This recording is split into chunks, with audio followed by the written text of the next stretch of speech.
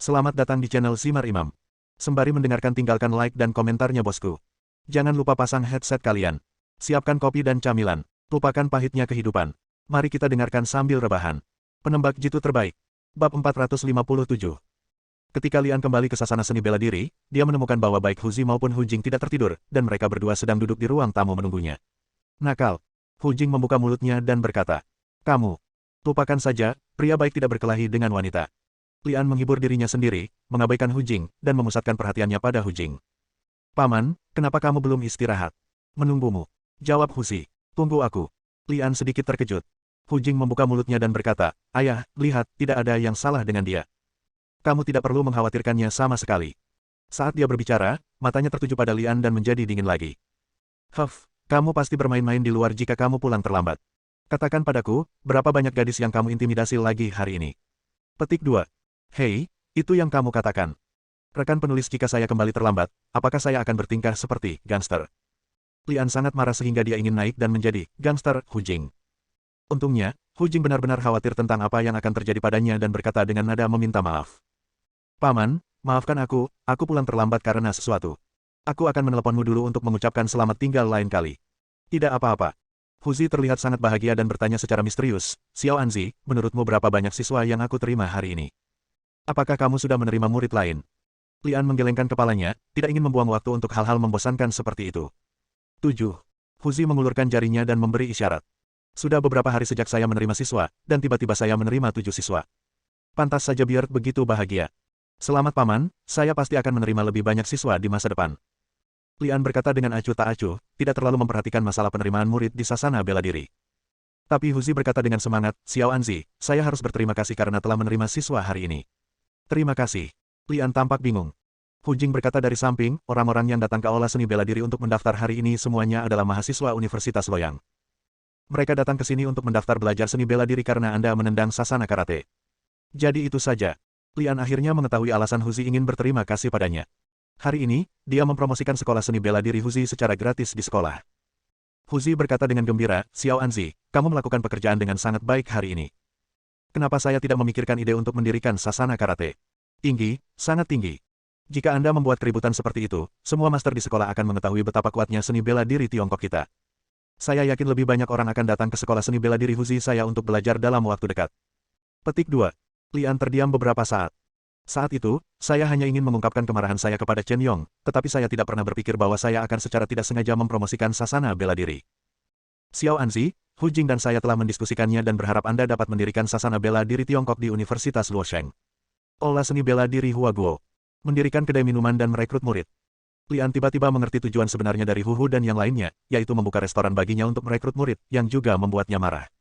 "Paman, aku masih pelajar sekarang, jadi aku harus mendahulukan belajar. Lupakan tentang mendirikan sasana bela diri Tiongkok."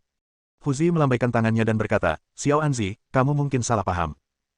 Klub seni bela diri Huaguo hanyalah sebuah klub di sekolah Anda, tidak berbeda dengan klub karate, klub taekwondo, klub bola basket, del. Saya sudah menemukan jawabannya sekarang. Karate dan taekwondo kalah jauh dengan seni bela diri Tiongkok kita. Alasan mengapa mereka populer di seluruh dunia adalah karena mereka tahu cara mengemas dan mempromosikan diri, dimulai dari sekolah. Seni bela diri Tiongkok harus belajar dari mereka dalam aspek ini. Pendirian sekolah seni bela diri Huaguo hanya untuk publisitas. Jika mereka benar-benar ingin belajar seni bela diri, biarkan saja mereka datang ke sekolah seni bela diri khusus saya." Petik 2. Rutinitas ini cukup dalam. Lian akhirnya memahaminya. Hu Zi ingin mempromosikan dirinya di sekolah dan kemudian merekrut murid untuknya guna menghasilkan uang. Ia juga mengibarkan bendera yang tinggi untuk mempromosikan seni bela diri Tiongkok, membuat Ang Li terdiam. "Xiao Anzi, jangan meremehkan pamanmu. Dia bukanlah orang yang hanya peduli pada uang. Nah, bagaimana kalau saya memberikan diskon 50% kepada semua siswa yang datang kepada saya untuk mendaftar belajar seni bela diri?" Petik 2. Beard memutar matanya dan berkata, "Diskon 50%, Anda menghasilkan banyak uang." Ang Li tahu bahwa diskon 50% sudah merupakan konsesi terbesar yang pernah diberikan suami. Meskipun Hu Zi menghasilkan sejumlah uang darinya, dia benar-benar mempromosikan seni bela diri Tiongkok dan meneruskan semangat seni bela diri Tiongkok. Hanya saja Ang Li sebenarnya tidak tertarik sama sekali untuk membuka restoran dan merekrut pekerja magang. "Paman, bukannya aku tidak mau membantumu. Saya baru mahasiswa baru sekarang, dan saya baru melapor ke sekolah selama seminggu. Anda bilang saya ingin membangun sasana bela diri Tiongkok. Akankah sekolah setuju? Kamu tidak perlu khawatir tentang ini, Jingjing akan mengurus semuanya untukmu." Hu Jing memiliki wajah yang tenang, jelas tidak mau membantu Lian, tapi dia harus membantu karena wajah ayahnya. Anda menaklukkan gangster bersenjata pada hari pertama pelaporan, dan seminggu kemudian menantang klub karate. Anda sekarang menjadi orang terbaik di sekolah. Saya jamin tidak seorang pun mulai dari kepala sekolah hingga siswa akan mengetahui nama Anda. Saya sangat akrab dengan sekolah tersebut. Saya akan bernegosiasi dengan sekolah tentang pendirian olah seni bela diri Huaguo. Tidak ada jalan keluar. Apakah Anda benar-benar ingin membuka restoran dan merekrut murid? Lian mengerutkan kening. Hu Jing melanjutkan, sebenarnya, Anda bisa menggunakan waktu luang Anda untuk mengatur urusan olah seni bela diri Huaguo. Jika waktunya tiba, Anda akan menjadi direktur aula seni bela diri Huaguo. Jika Anda benar-benar tidak punya waktu, tidak apa-apa, Anda hanya perlu mencantumkan nama Anda, dan saya akan maju untuk membantu Anda menangani apapun. Petik 2. Hu juga berkata, Jingjing akan menjabat sebagai wakil menteri, dan Li San juga akan bergabung. Jika waktunya tiba, pengajaran dan semua kegiatan akan diserahkan kepada mereka. Mendengar ini, Lian menghela nafas lega. Oke, kalau begitu mari kita selesaikan. Saya dapat dianggap berkontribusi pada seni bela diri Tiongkok. Lian setuju. Xiao Anzi, aku tahu kamu akan setuju. Jangan khawatir, perjanjian kita sebelumnya tidak berubah. Anda akan diberikan komisi untuk setiap magang yang Anda ikuti. Hu mengulurkan tangan dan menepuk Lian. Paman, aku berjanji bukan demi uang. Lian merasa dirinya ternoda oleh uang. Dan kamu, Hu Jing, jangan lihat aku seperti gangster, aku bukan gangster. Pendirian olah seni bela diri Huaguo telah selesai. Kemampuan Hu Jing dalam melakukan sesuatu tidak perlu dipertanyakan lagi, dan koneksinya di sekolah juga sangat kuat. Karena berada di sebuah sekolah, maka nama olah seni bela diri Huaguo diubah menjadi Departemen Seni Bela Diri Huaguo. Keesokan harinya, Li San bahkan lebih bahagia daripada Lian ketika dia mengetahui bahwa Departemen Seni Bela Diri Huaguo akan didirikan, karena seperti Hu Jing, dia akan menyandang gelar wakil menteri. Mampu menjabat sebagai wakil direktur sebuah klub di Universitas Los Angeles adalah sesuatu yang Li San tidak pernah berani bayangkan sebelumnya. Lian masih tidak mempedulikan masalah ini. Dia mengkhawatirkan hal lain. Elizabeth belum datang ke kelas. Bab 458. Setelah kelas pertama, Lian langsung bergegas menuju asrama Elizabeth. Begitu sampai di bawah, dia melihat mobil polisi diparkir di sana.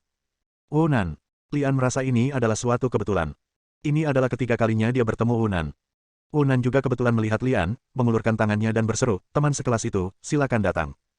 Lian melihat sekeliling. Ini gedung asrama guru, dan tidak ada siswa lain kecuali saya. Ada apa? Lian melangkah maju dan bertanya.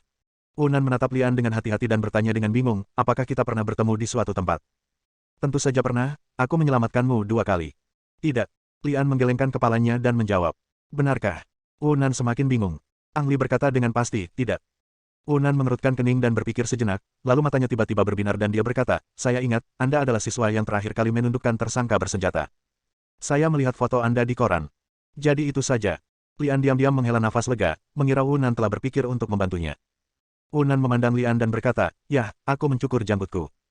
Aku hampir tidak mengenalimu. Setelah jeda sebentar, dia bertanya lagi. Ngomong-ngomong, apakah kamu murid Elizabeth? Lian mengangguk. Apakah kamu tahu kemana Elizabeth pergi? Wunan bertanya. Lian menggelengkan kepalanya dan menjawab, saya tidak tahu, saya datang menemuinya juga. Saya tidak melihatnya selama 2 hari. 2 hari. Wunan sedikit mengernyit. Naluri profesional polisi membuatnya sadar bahwa sesuatu sangat mungkin terjadi pada Elizabeth. Sepertinya Elizabeth belum kembali. Lian melepaskan gagasan untuk naik untuk memeriksa dan berkata kepada Wunan, jika tidak terjadi apa-apa, saya akan kembali ke kelas dulu. Ya. Wunan menjawab dengan ringan.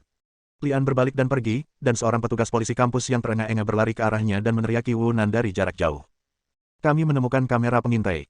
Elizabeth kembali bersama seorang pria kemarin malam. Adapun saat dia pergi, dia tidak tertangkap oleh kamera pengintai. Ups.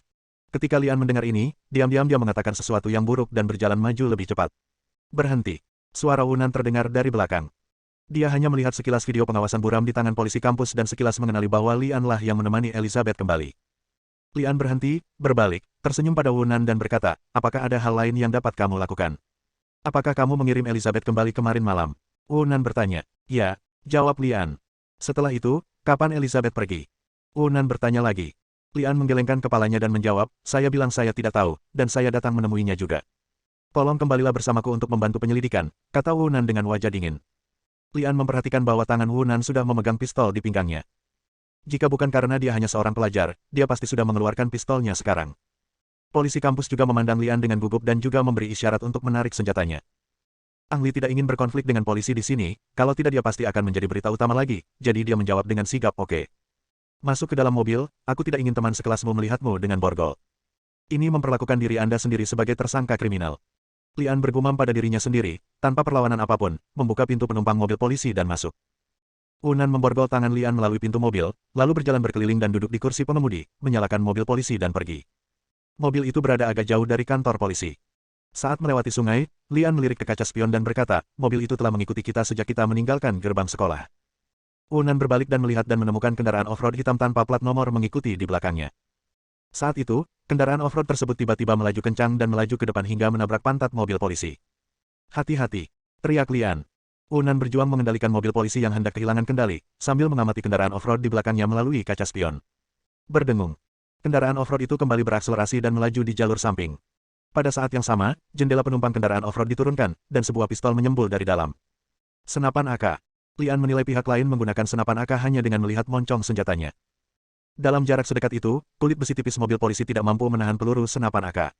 Papa. Hampir bersamaan dengan raungan senapan AK, Ang Li meraih kemudi dan berteriak, hati-hati. Bang!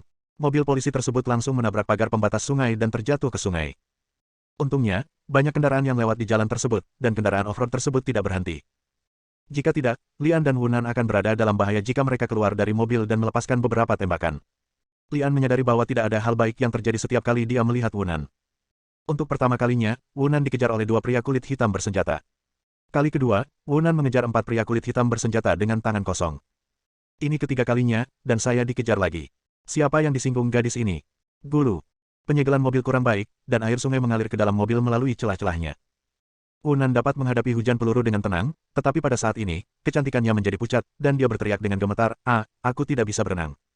Apa, kamu tidak bisa berenang? Teriak Lian tidak percaya. Wunan tersipu dan berteriak, aneh kalau saya tidak bisa berenang.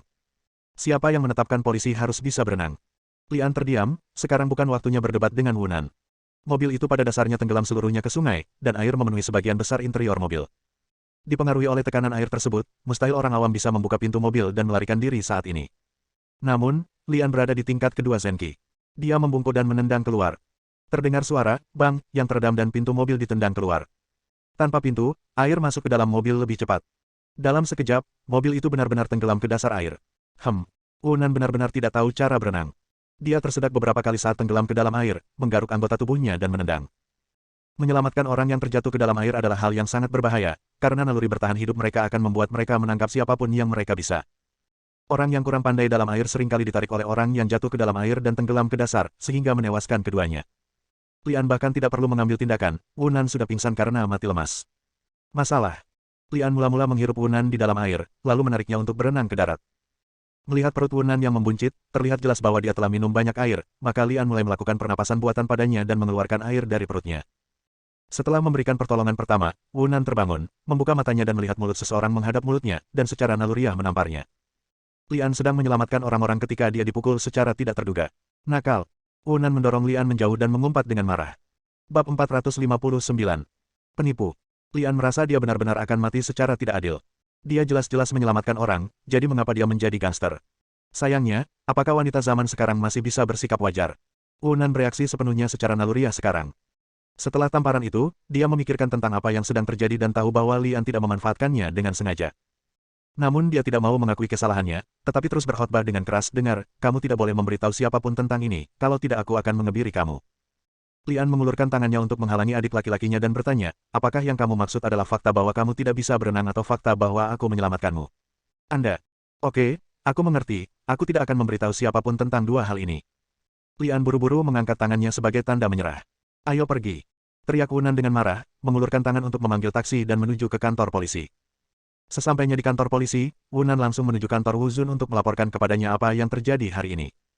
Kapten Wu, saya harap Anda dapat mengetahui pembunuh putra saya sesegera mungkin, jika tidak, Anda, sang kapten, mungkin akan melakukannya juga. Sebuah suara yang mendominasi datang dari kantor Wu Zun. Wunan berhenti sebentar, dan melalui celah pintu dia melihat seorang pria parubaya memegang tongkat dan dua pria besar berbaju hitam berdiri di dalam ruangan. Tuan Galen, polisi kami bertanggung jawab untuk menyelidiki kebenaran kasus ini dan menemukan pembunuhnya. Jangan khawatir, saya akan melakukan yang terbaik untuk menemukan pembunuhnya secepat mungkin. Wu Zun berkata, dan jelas dia cemburu pada pria bernama Galen ini. Saya harap begitu. Jika polisi Anda tidak kompeten, maka saya akan mencarinya sendiri. Anda harus tahu bahwa jika saya melakukannya, orang itu akan mati dengan sangat buruk. Galen mengancam, berbalik dan berjalan keluar. Sial, sial.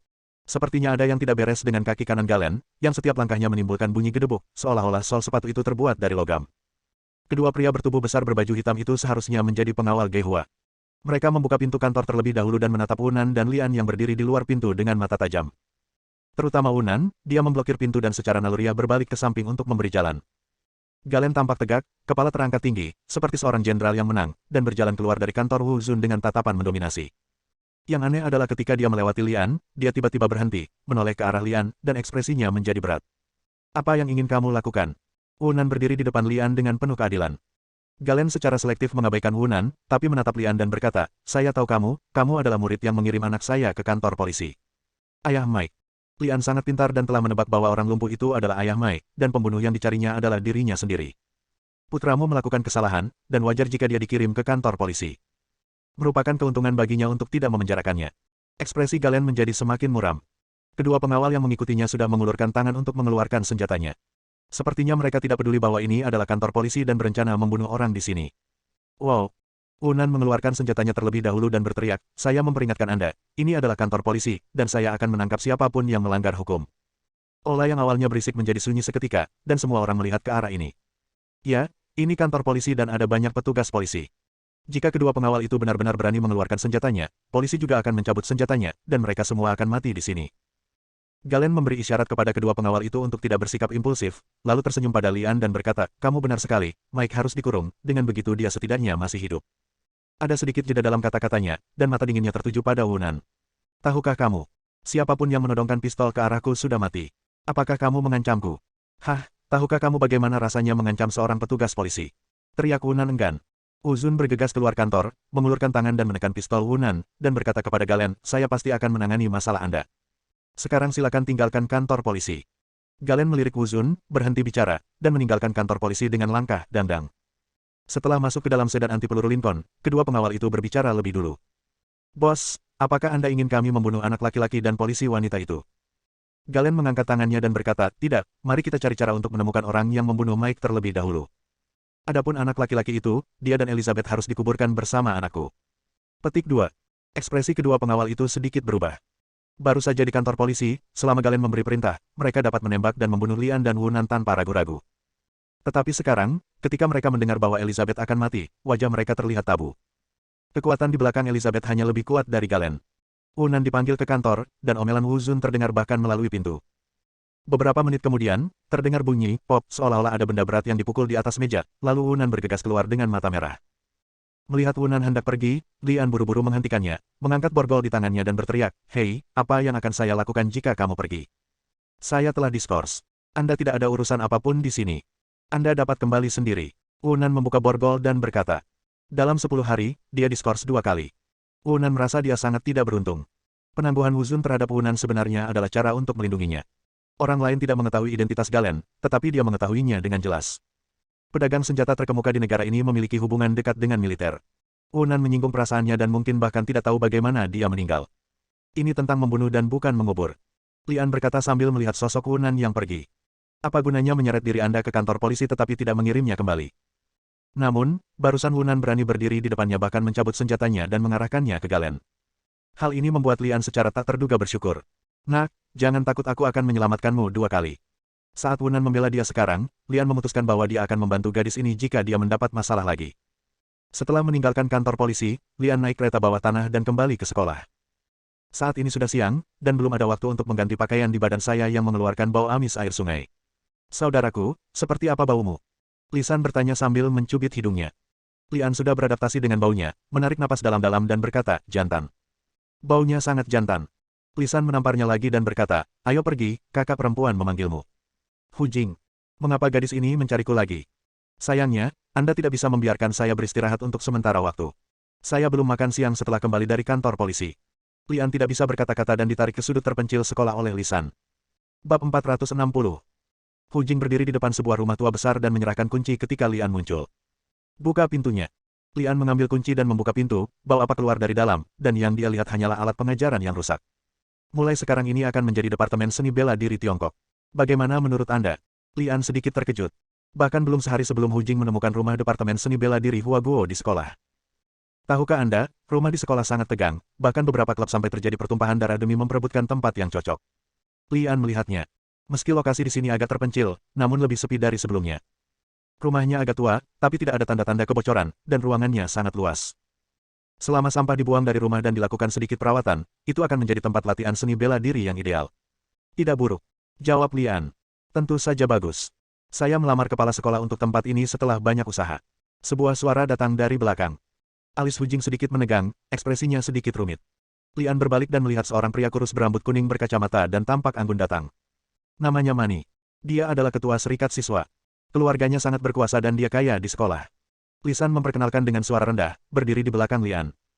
Jika keluarganya tidak berkuasa, saya yakin akan sulit bagi ketua serikat mahasiswa untuk mengajukan rumah seperti itu kepada kepala sekolah. Selain itu, dia juga salah satu pelamar kakak senior. Peminang. Lian menoleh dan melirik ke arah Hu Jing. Pantas saja gadis ini memasang ekspresi rumit tadi. Sejak tahun pertama Hu Jing, Mani mulai mengejar Hu Jing. Hingga saat ini, dia belum diterima oleh Hu Jing, namun orang ini tetap bertahan. Setelah mengkonfirmasi pendirian Departemen Seni Bela Diri Tiongkok kemarin, Hu Jing memikirkan tempat ini. Pagi-pagi sekali, Hu Jing mengirimkan lamaran lebih awal ke sekolah, tetapi ditolak. Ia berpikir tidak ada peluang, namun ia tidak menyangka pihak sekolah baru saja memberitahunya bahwa ia boleh menggunakan tempat ini, dengan syarat ia harus membayar biaya pembersihan sampah dan pemeliharaan rumah. Saat itu, Hu Jing curiga pihak sekolah setuju untuk menjalin hubungan lagi dengan Mani setelah menolaknya, dan kini akhirnya terkonfirmasi. Hu Jing belum berjanji pada Mani selama 2 tahun karena keduanya atas dasar keadilan. Bahkan sebagai wakil presiden serikat mahasiswa, Hu Jing mengandalkan kekuatannya sendiri dan tidak pernah berhutang budi pada Mani. Kali ini, dia harus berhutang budi pada Mani untuk urusan Departemen Seni Bela Diri Tiongkok. Sebab, selain rumah di depan Anda ini, tidak ada tempat yang lebih cocok untuk jurusan seni bela diri Tiongkok. Mani, terima kasih, kata Hu Jing dengan susah payah. Tidak masalah, asalkan kamu bahagia, kata Mani sambil tersenyum. Apa maksudnya, selama kamu bahagia? Apakah kamu menggoda di depanku? Hei, lagi pula, aku juga tunangannya. Beraninya kamu mengira aku transparan. Lian tidak pernah mengakui bahwa dia akan menikah, dan dia tidak pernah berpikir untuk menikahi Hu Jing. Tapi sekarang, api tak dikenal menyerbu hatiku. Ini sudah berakhir, apakah aku cemburu? Lian tiba-tiba menjadi waspada dan melirik ke arah Hu Jing. Kamu pasti Li Xiaoan. Halo, nama saya Mani dan saya ketua OSIS. Petik 2. Mani mengulurkan tangannya pada Ang Li. Ang Li tidak menyukai pria bernama Mani ini. Bukan hanya karena dia mengejar Hu Jing, tapi juga karena orang ini terlalu sombong dan suka menggunakan kekuatannya untuk menekan orang lain. Misalnya, saat dia memperkenalkan dirinya barusan, dia secara spesifik menyebutkan identitasnya sebagai ketua serikat mahasiswa. Implikasinya adalah dia ingin Lian menyanjungnya, dan bahkan mengatakan bahwa dia pasti akan menangkap Hu Jing, dan Lian sebaiknya menyingkir. Lian menolak memberikan wajah pada pria ini. Dia mengabaikan uluran tangan Mani dan menoleh ke Hu Jing dan berkata, di sini bagus, tapi hanya sedikit kotor. Aku tidak menyukainya. Ayo cari tempat lain. Setelah mengatakan itu, Lian melangkah maju. Mendominasi, benar-benar mendominasi. Dia bahkan tidak memberikan muka kepada ketua serikat mahasiswa, dan dia mengatakan itu kotor karena dia diam-diam memarahi Mani. Hu Jing merasa sangat tidak senang ketika dia mendengar Lian berkata bahwa dia ingin pindah tempat. Tahukah Anda betapa sulitnya melamar di sini? Melihat ekspresi Lian lagi, Hu Jing mengerti. Lian tidak ingin dia berhutang budi pada Mani. Kebajikan. Hu Jing mengutuk secara diam-diam, tapi tiba-tiba merasa sedikit lebih menyukai Lian di dalam hatinya. Maaf, dia adalah direktur Departemen Seni Bela Diri Tiongkok. Dia bilang dia tidak suka di sini dan saya tidak bisa membantunya. Namun, saya tetap ingin mengucapkan terima kasih atas bantuan Anda nanti. Petik 2. Hu Jing tersenyum dan berkhotbah kepada Mani. Tidak, itu tidak masalah. Mani sedikit malu dan penuh kebencian pada Ang Li. Saya pikir saya membantu melamar rumah ini, dan sebagai ketua serikat mahasiswa, saya mengambil inisiatif untuk menunjukkan kebaikan saya kepada Lian dan bahwa Lian akan menyanjung saya, tetapi saya tidak menyangka akan seperti ini. Hu Jing, aku tahu restoran Prancis baru. Ayo makan bersama sepulang sekolah. Mani mengubah topik pembicaraan dan menyampaikan undangan kepada Hu Jing. Hehe. Hu Jing tertawa datar, Mani, kamu tahu aku sangat sibuk. Aku harus bekerja di sasana bela diri sepulang sekolah. Mari kita bicarakan lagi lain kali. Oke. Mani sudah terbiasa ditolak oleh Hu Jing. Kakak, ayo pergi. Lisan mengunci pintu dan berkata. Mani, kelas akan segera dimulai. Selamat tinggal. Hu Jing menyapa dan meninggalkan Mani di sana sendirian. Mata Mani tertuju pada Lian, yang sudah pergi, dengan ekspresi dingin di wajahnya. Huff. Wah, beraninya kamu menyinggung perasaanku. Aku pasti akan memberimu hadiah besar ketika Departemen Seni Bela Diri Tiongkokmu sudah didirikan. Ang Li sama sekali tidak peduli pada Mani, dan dia belum pernah melihat Mani menganggapnya serius. Bagaimana dengan ketua OSIS? Dia hanyalah seorang anak kecil, bagian dunia manakah yang belum pernah kulihat. Kembali ke kelas, Lian tiba-tiba menemukan Elizabeth berdiri di podium. Selain Elizabeth, ada juga seorang gadis berambut coklat berseragam Universitas Los Angeles berdiri di sampingnya. Setelah melihat Lian, Elizabeth hanya mengangguk sedikit dan meminta Lian kembali ke tempat duduknya, tapi tidak mengucapkan sepatah kata pun lagi. Bel sekolah berbunyi, dan Elizabeth memperkenalkan gadis di sebelahnya sambil tersenyum. Ini adalah siswa baru di kelas kita yang baru datang hari ini.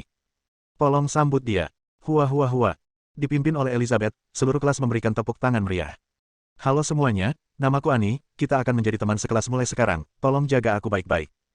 Anne membungkuk dalam-dalam setelah berbicara. Tepuk tangan semakin meriah, karena Annie begitu cantik, dan penampilannya menggantikan kecantikan kelas yang asli, meskipun dia adalah kecantikan kelas, itu tidak terlalu berlebihan. Anak laki-laki mana yang tidak suka jika ada banyak teman sekelas yang cantik di sekitarnya? Bersambung.